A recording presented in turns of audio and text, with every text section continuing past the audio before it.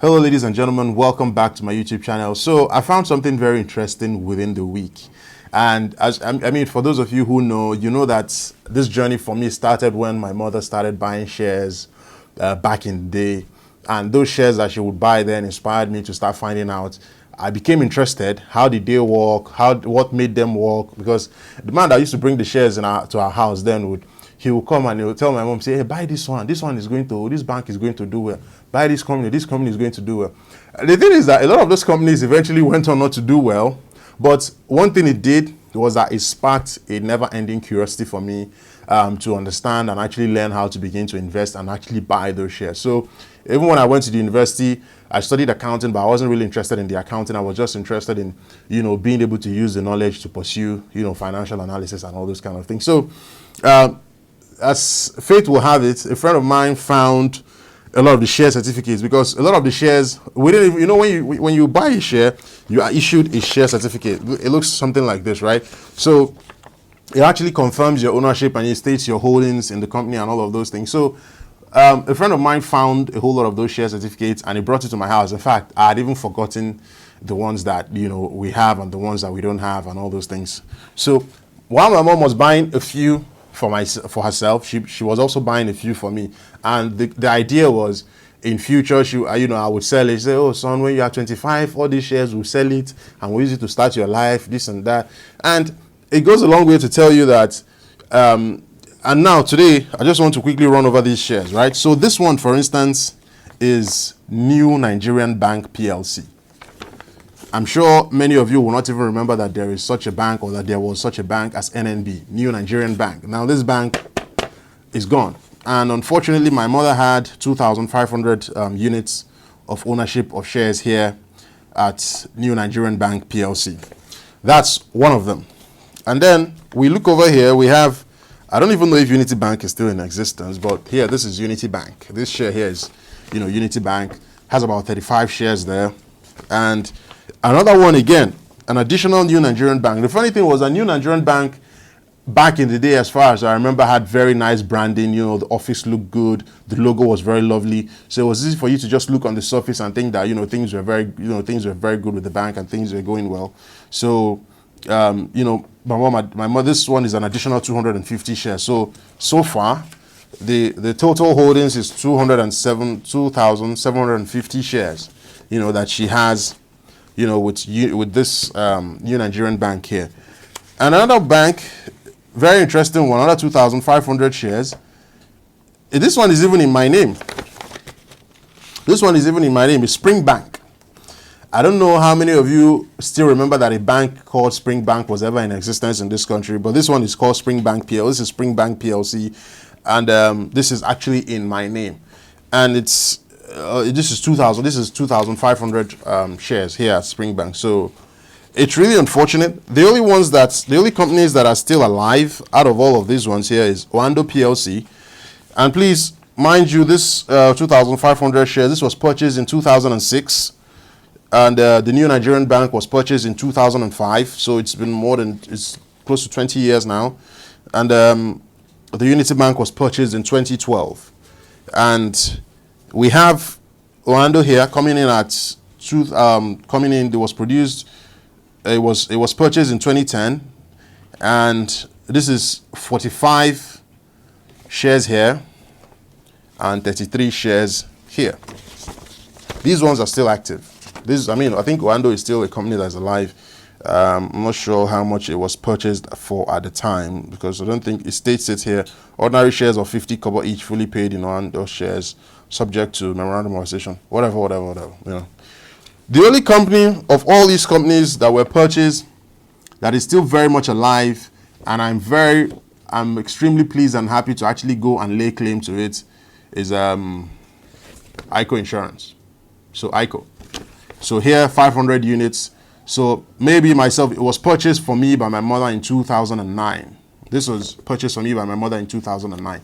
Now, why I am making this video today is to actually, and then me now that I'm a trader, of course, I have grown over the years. I've become a trader. And I was at the bank within the week, and while I was at the bank, it happens that a lot of the banks in Nigeria now are desperately trying to raise capital. You know, they are back again to the market to raise capital from individuals like you and I. You know, so you might get into the bank and you hear someone in the bank telling you that they are now selling these shares for X amount of, you know, naira and all those kind of things. And you have to understand that when a company is doing business in the Nigerian terrain, in the Nigerian environment, we do not preserve value here. So, for instance, I began to think about it along the lines of, what if this was shares, maybe this was an Apple share, maybe this was a share of McDonald's, and maybe this was a share of Procter & Gamble, all of these United States companies. If these were their shares, they would still very much be worth something today. But guess what? These shares are virtually worth nothing today. I mean, a lot of these companies are gone, and all we have out of all this, and mind you, there were a couple of banks that my mother bought as well. She also bought Lion Bank back in the day. I don't even know where. In fact, what happened with that Lion Bank is that one day we went to Oka, and then their office, the place that used to be their office, was now occupied by Diamond Bank, and it was strange. So the sad part is, it goes a long way to tell you how the economy is not a very solid one, and you can see why investors are running, and you can see why people do not want to take their money and bet on Nigerian companies. But then that's not even the big problem. The big problem is when you look at the Nigerian economy. Let's say, for instance, high net worth individuals within Nigeria as a whole. High net worth individuals in this country are supposed to be able to look at small businesses that are growing and then invest in those businesses.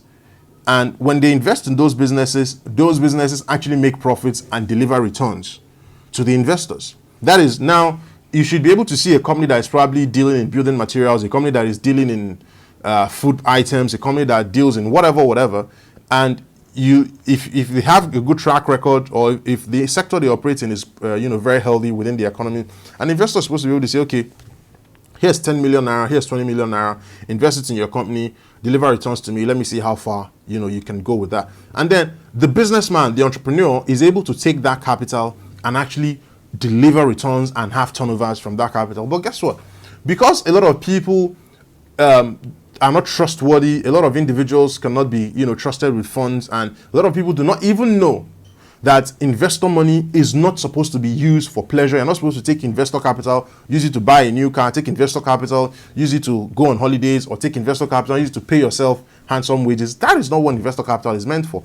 And if you check within these companies, a lot of these companies that are no longer here, for instance, a whole lot of them, let's take away the ones that are still very much alive. If you check among these companies that are no longer here, it will go a long way to tell you that if you look properly, you will see that there would have been a whole lot of mismanagement within the ranks of the management. There would have been a lot of mismanagement, because how do you run a bank and you take in capital from investors, taking capital from people, and the next thing, the bank is no longer in existence. You give loans to people who end up not paying back the loans. You run business badly, and then at the end of the day, the ordinary shareholders take the bulk of the risk, because ordinary shareholders, in the event of a bust, in the event of a collapse, they don't get paid out. But then the preference shareholders, I think Americans call them preferred stock. The guys who buy those preference shares, they get paid out, because they have a higher consideration when it comes to purchasing shares, in the company. In the event of a liquidation, they have a higher consideration. So a lot of these companies now are gone. And you, as a business person, you watching this video, you could be a business person tomorrow. You could start doing business tomorrow. And what happens when you start doing business and you now see your need for capital?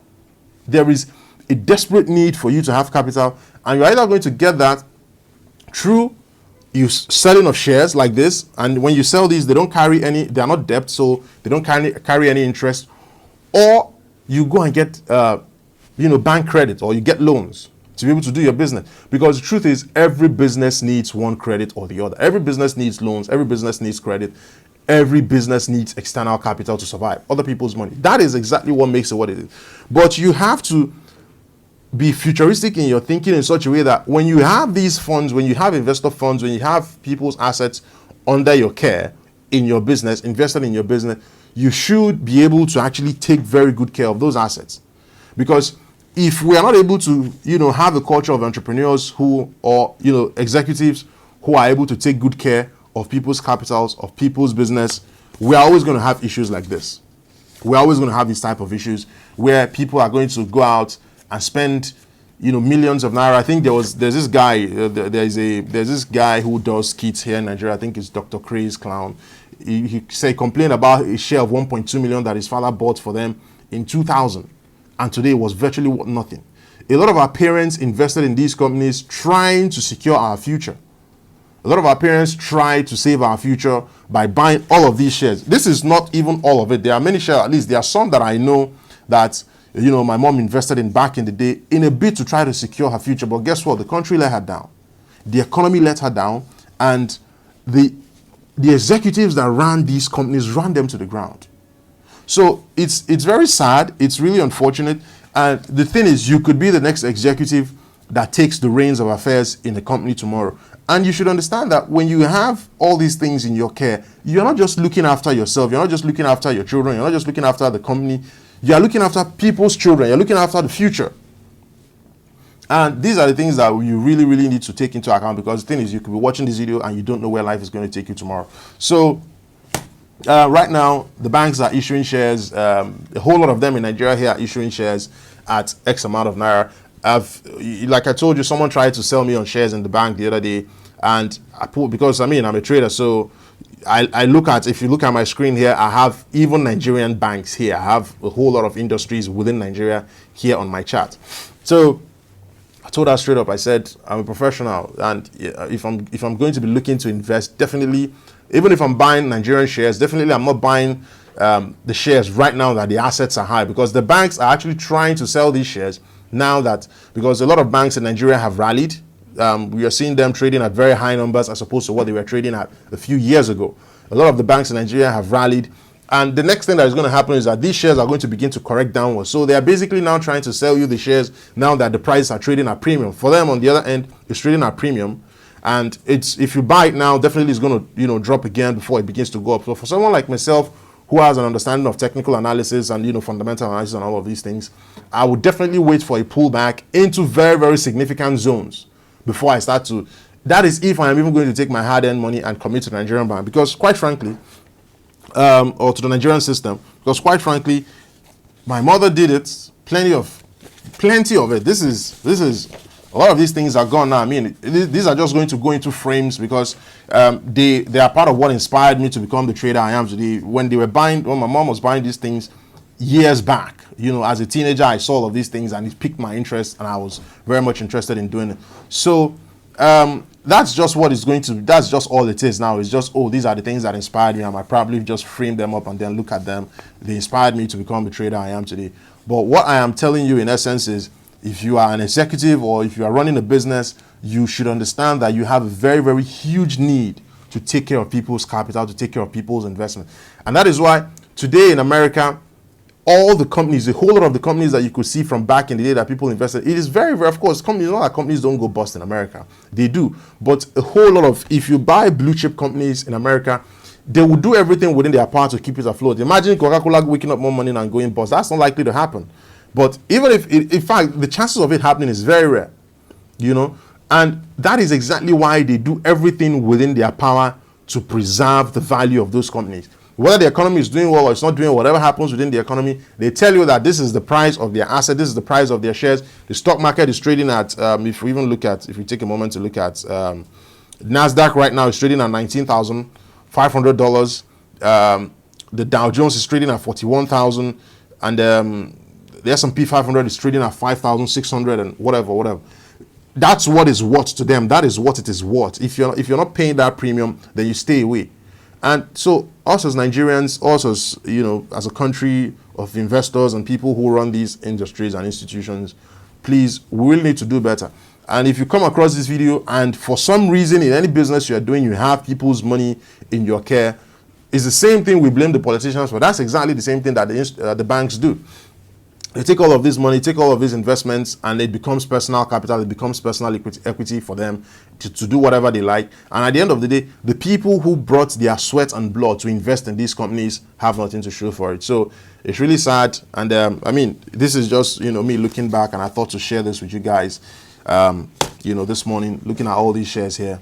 So I don't know. So tell me in the comments, do you have any shares? Do you have any experience with shares? Have you bought any Nigerian shares? Whatever. Did your parents buy some for you? If they did, please let me know. And please don't forget to touch the subscribe button. Please subscribe to the channel, share, you know, do whatever you can. When you like the video and subscribe, it's going to help, you know, YouTube put us in front of more people. And of course, that helps the channel in more ways than you can ever imagine. So thank you very much. Have a wonderful day. Cheers.